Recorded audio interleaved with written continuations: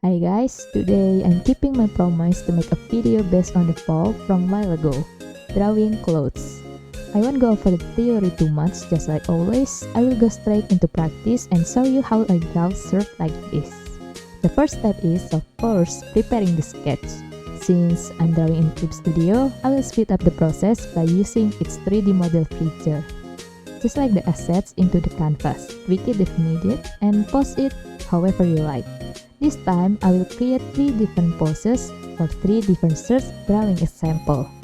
Next, once you are happy with the pose of the 3D model, you can go ahead and start sketching or doing the line art to build your character's body. You don't need to go into much detail with muscles or the waistline, since those parts will be covered by the clothes anyway. So make sure to sketch the full body so when you draw the clothing later, it looks more natural and less awkward. Drawing the base body first will help you visualize the direction of the clothing folds more easily. By the way, for this video, I'll be only drawing men's shirts model. After you have finished sketching the body, the next step is to start drawing the shirt. The first set model I will draw is a simple collared shirt with a partially unbuttoned front. You can start by drawing a collar area first. To create a slightly open collar, draw a V shape around the neck of your body sketch. Then, build the collar itself. Add lines so that it forms an M shape. Next, go back to the neck and draw a line from there. Connect everything. And just like that, your collar is done. Next, from the collar, I will move on to drawing the shirt button line. This helps divide the shirt into 2 parts, the left and right side. To know how far down drawing the button line, first mark the waistline of your character. Then extend the button line down to that point. Pro tips: don't draw the button line too straight. Instead, make it slightly curved to give it more natural looks. After that, since the shirt is tucked into the pants, there will be some fold around the waist area, so draw the fold by making the shirt appear a bit puffed out where it meets the waist. After that, I will move on to drawing the main part of the shirt body. Draw the torso area by pulling the line slightly outside the body sketch to help emphasize the volume of the actual figure. Since this is a male body, avoid making a waistline too curvy. Keep the sides more straight and firm to give stronger, more masculine looks.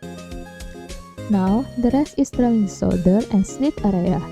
Start by drawing the shoulder, make them look firm to give a more masculine vibe. Before drawing the sleeve, sketch the wrist first. This helps you connect the arm smoothly from the shoulder to the wrist. At the end of the sleeves, draw the cuff area like a typical shirt. Slightly puff out to reflect the tension from the unbuttoned cuff. After that, simply connect the top and bottom part to complete the sleeve. Don't forget, folds usually appear at joint, so make sure to add some around the elbow area too. And remember, keep your clothing line outside the body sketch to give the shirt more volume. And avoid perfectly straight line so the fold look more natural. Next, it's time to draw the lower part. I usually start by drawing the belt first. After that, I move on to the zipper area of the pants. This helps me find the center line that divides the left and right sides of the pants. Next, draw the fabric fold around the crotch area. Don't overdo it. Just make a soft V-shaped curve with a balloon angle and keep it natural. Then simply draw the pants following the shirt sketch and add some detail like pocket or crease line, and that's it. Finally, just erase the body sketch underneath so your line art looks clean and polished. Next, we are going to move on to drawing a different shirt model. This time, the character is seen from a slightly side view, wearing a tie and with sleeves rolled up. Just like before, we will start with the neck area, but instead of drawing a V shape, this time draw a line that curves around the neck. Then, draw the front line for the collar shape. After that, just like before, draw the line from the back of the neck and connect it with the front part to complete the collar. After that, continue by drawing the waistline first. This helps you determine the lower boundary of the torso. Once that's done, move on to drawing the thigh. To draw the thigh, start by sketching the trapezoid shapes like this, and then add a slight curve to the bottom and give it more natural looks. After that, continue drawing the rest of the thigh hanging down. The length is totally up to you. It can go below the waist, reach the waist or stop slightly above it. The rest are following the same steps as before. Start with the waist area, then move on to the torso, and then do the shoulder and the arms. To draw the folded sleeves, I begin with sketching the fold line first. I place it slightly below the elbow so later there will be plenty of creases around the elbow joint. Once that's done, I finish drawing the rest of the arm. After that, just continue to the lower body section, same as before. And now, let's move on to the final model. This time, the collar is open but still has a necktie. The arms are crossed, which create distinct fold on the shirt. And the shirt is not tucked in, hanging loosely outside the pants. As usual, start by drawing the collar area just like before. Since the collar is open, I begin with a V shape at the neckline. Then, I draw an M shape to form the collar and add trapezoid shape to represent the hanging tie. Next, move on to drawing the waist area. Since the shirt is untucked, there is no need to draw a belt. Just make the lower edge of the shirt hang loosely. In the center, leave the bottom part slightly open. Because this pose, the character legs are slightly apart. Next, just like before, complete the torso area first, then move on to the shoulder, and start drawing the arms. Here, since there is folded arm pose and more movement, there will be naturally more fabric fold than the previous model. Focus on the area joint to show realistic folding, especially around the armpits and elbow. The rest follow the same process I explained earlier. As a final step, before coloring, make sure you are finally fully satisfied with your line art. Clean up any parts that feels off so you don't need to worry to fix them later at the coloring process. I will show you how I color clothing for my webtoon. That means this technique is simpler and faster than the one I use for full illustration. After you have applied the base color, add shading using blue-gray color. And set the layer to multiply mode. Determine your light source direction to figure out where the shadow should fall.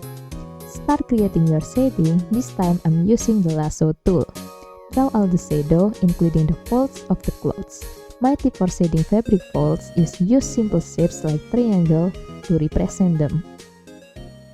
Once the shading is done, you can copy and paste the shading layer into each base color layer, like the skin or the clothes. I usually keep the blue-gray color for the clothes and adjust the shadow color to fit better the palette for the skin.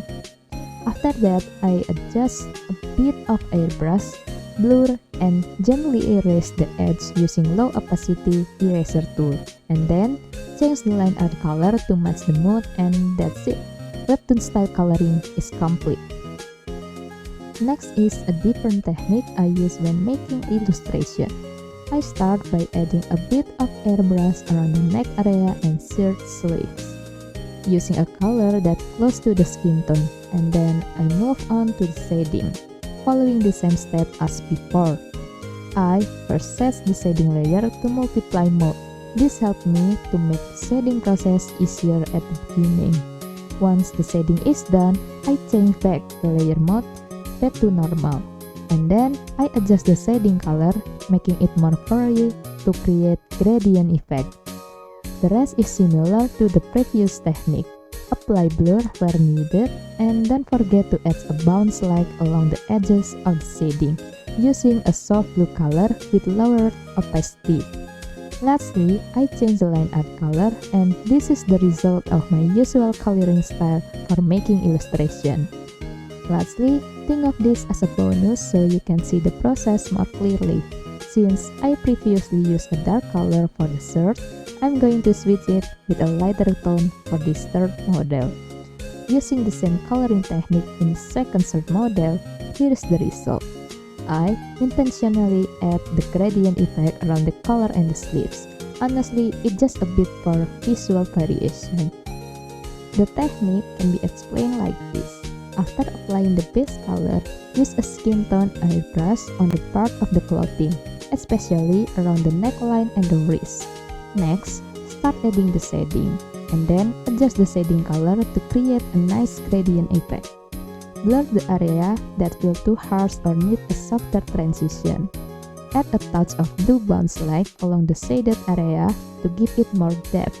And finally, change the line art color to better match the overall tone. And that's it.